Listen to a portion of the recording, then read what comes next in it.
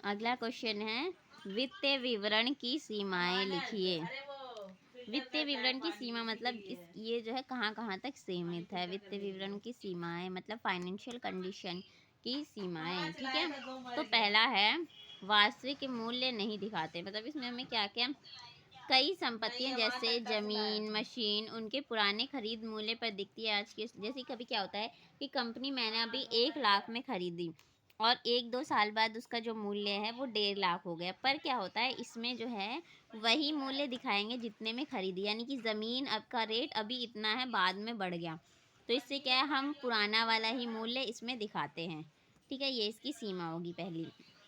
फिर दूसरा है, केवल पैसों की बातें दिखाते हैं, मतलब वित्तीय विवरण में सिर्फ केवल पैसों की बातें होती है। जैसे वित्तीय विवरण सिर्फ आर्थिक जानकारी बताती है, जैसे कर्मचारियों की योग्यता, ग्राहक संतुष्टि, ब्रांड आदि नहीं, मतलब इसमें क्या होता है कि बस पैसे से रिलेटेड बातें होती हैं, पर ये सब चीज़ें नहीं होती कि ग्राहक संतुष्ट है या नहीं है, ब्रांड अच्छा है नहीं है, तो ये सब चीज़ें इसमें नहीं दिखाता, इसमें बस पैसे की बातें होती हैं, ठीक है। अगला पॉइंट है, धोखा या हेरफेर की संभावना। इसमें धोखा या हेरफेर की संभावना हो सकती है।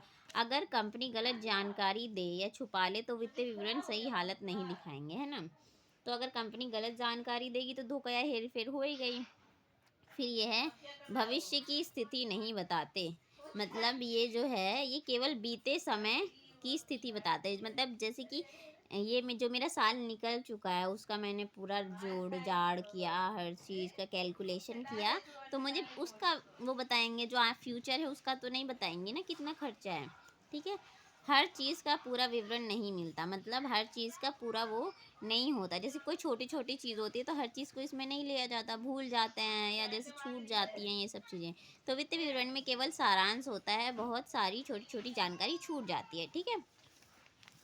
फिर अगला क्वेश्चन है, चालू संपत्ति से आप क्या समझते हैं। चालू संपत्ति क्या होता है वो मैं आपको बताती हूँ। चालू संपत्ति वे संपत्तियाँ होती हैं जिन्हें कोई कंपनी 1 साल के अंदर नगद में बदल सकती है, मतलब इसमें क्या है कि जो कोई कंपनी है ना जिसको 1 साल के अंदर नगद में कैश में बदल लिया, ठीक है, तो उसे हम चालू संपत्ति कहते हैं। जैसे क्या, उदाहरण में नगद पैसा है ना, जो कैश में बदल लिया हमने, बैंक में जमा पैसा उसे कैश में कर लिया, और स्टॉक माल जो जल्दी बिक जाता है उसका भी कैश मिल जाता है, और जिसने शॉर्ट टर्म इन्वेस्टमेंट की है जैसे किसी ने, तो उसको भी जो है शॉर्ट टर्म मतलब ज़्यादा लंबे समय के लिए नहीं, शॉर्ट टाइम के लिए, तो वो भी जो है कैश में वो हो जाता है, ठीक है, तो उसे चालू संपत्ति कहते हैं। फिर अगला क्वेश्चन है, गैर चालू संपत्ति व गैर चालू दायित्व के दो उदाहरण, ठीक है। तो गैर चालू संपत्ति क्या होता है। चालू संपत्ति मैंने बता दिया जो कि 1 साल के अंदर कैश में बदला जाता है। गैर चालू संपत्ति क्या होता है, वो लंबे समय तक चलता है। ऐसी संपत्तियां जो लंबे समय तक व्यवसाय में उपयोग की जाती हैं और जल्दी नगद में नहीं बदली जाती, उसे हम कहते हैं गैर चालू संपत्ति। एग्जाम्पल में देख सकते हैं, जैसे कि बिल्डिंग है, बिल्डिंग जो है लंबे समय तक उपयोग होती है, उसको हम जल्दी नगद में नहीं बदलते। कई वर्षों तक उपयोग होने वाली संपत्ति, मतलब बहुत वर्षों तक, 10 साल 20 साल ऐसे। और मशीनरी भी, मशीनरी क्या, उत्पादन में लंबे समय तक उपयोग होती है, मतलब किसी भी चीज़ का हम उत्पादन कर रहे हैं उसमें भी लंबे समय तक मशीनरी उपयोग होती है, तो ये सब जो हैं ये हमारी गैर चालू संपत्ति होती हैं। फिर अगला है, गैर चालू दायित्व। गैर चालू दायित्व क्या होता है, ऐसे दायित्व, गैर चालू दायित्व, ठीक है, ऐसे दायित्व जिनका भुगतान 1 वर्ष के बाद किया जाता है, मतलब 1 वर्ष के अंदर नहीं, उसके बाद जो होता है उसका भुगतान, यानी कि जो भी लोन वोन है वो लंबे समय का होता है, 1 वर्ष का नहीं होता, ठीक है। जैसे एग्जाम्पल में दीर्घकालीन ऋण मतलब लॉन्ग टर्म लोन, पहला है 1 साल से अधिक समय में चुकाया जाने वाला कर्ज, मतलब 1 साल के अंदर नहीं चुकाया जाता, 1 साल से ज़्यादा, 2 साल 3 साल 10 साल में चुकाया जाता है।